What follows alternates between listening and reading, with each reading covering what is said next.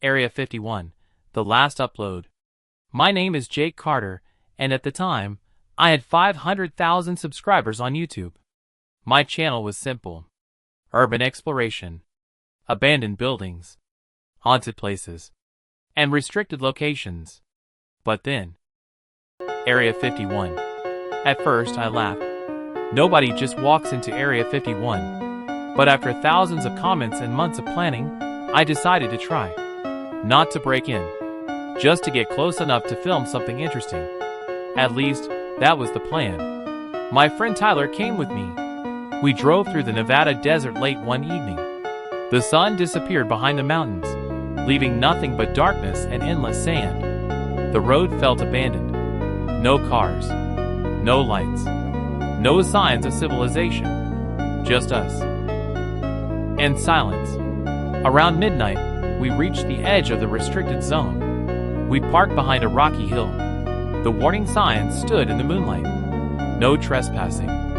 Use of deadly force authorized. Tyler looked nervous. Maybe we should leave. I laughed. Come on! We're just filming! I pointed my camera toward the fence. This is Jake Carter, and tonight we're closer to Area 51 than we've ever been. Everything was normal for the first hour. Then something strange happened. My drone lost signal. 1 second it was flying above the desert. The next second the screen went black. No warning. No battery issue. Nothing. Just black.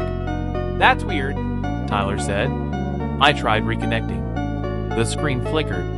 For a split second, an image appeared. Not desert. Not mountains. A hallway. A long metallic hallway. As if the drone had somehow connected to another camera. Then the image vanished. We both stared at the screen. What was that?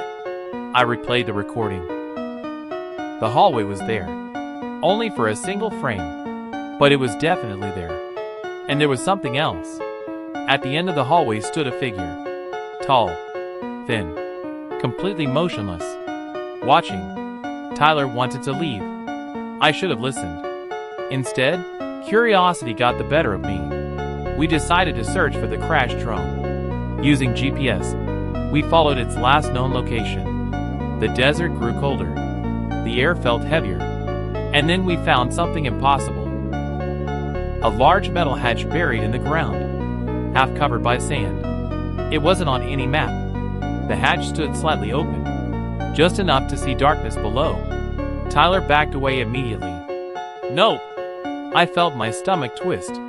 But my camera was still recording. And every instinct told me this could be the biggest video of my career.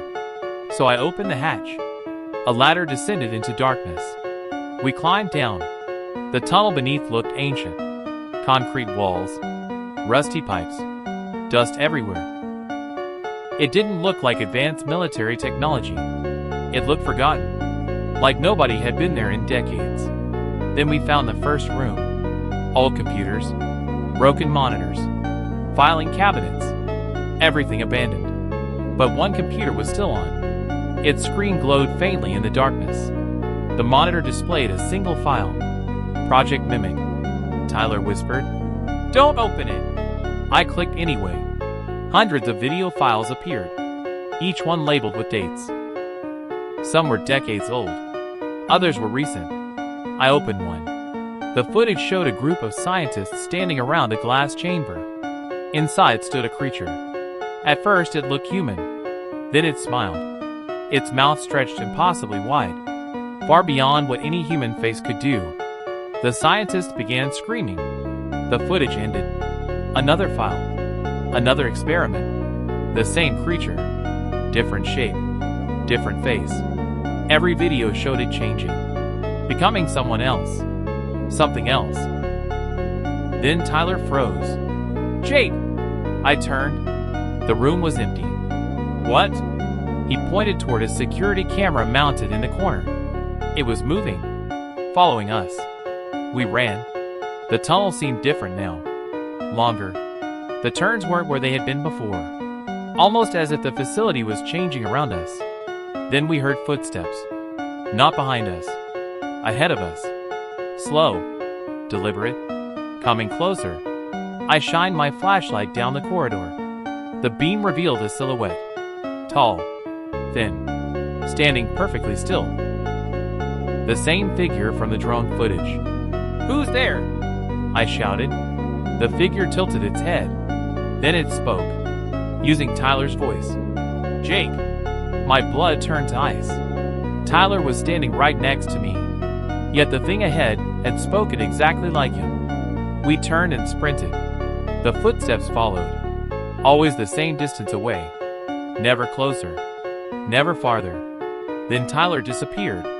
1 second he was beside me, the next he was gone. Just gone. No scream, no sound, nothing. I searched every hallway. "Tyler!" No answer, only silence. Then I heard his voice, coming from another corridor. "Jake, help me!" I ran toward it, but something felt wrong. The voice sounded perfect, too perfect, like a recording. The corridor ended in a dead end. No Tyler, only darkness, and another voice behind me. My voice, repeating the exact words I had said moments earlier. "Tyler, help me!" I turned slowly. The creature stood there, now wearing my face. Its smile stretched from ear to ear. Its eyes were completely black, and it whispered, "We learn by watching." I ran harder than I ever had in my life. The tunnel shook. Alarms screamed. Red lights flashed everywhere. Eventually I found the ladder. I climbed without looking back. The hatch slammed shut behind me. I drove away before sunrise. I never found Tyler. The police searched. Nothing. No evidence. No body. No trace. When I returned home, I reviewed the footage. Most of it was corrupted. Hours of video destroyed. Except for one clip. The final 10 seconds. The footage showed me climbing out of the hatch, breathing heavily, terrified. Then the camera turned briefly toward the tunnel entrance. Just before the recording ended, standing inside the darkness was Tyler, smiling, motionless, watching. The problem is, Tyler was sitting next to me in the truck when I watched that footage. Or at least, I thought he was. The last frame zoomed in automatically, and that's when I noticed it. The thing sitting beside me wasn't Tyler. Its smile was much too wide, and its eyes were completely black. That video was uploaded 3 years ago. Millions of people watched it. Many thought it was fake, a clever horror project, a marketing stunt.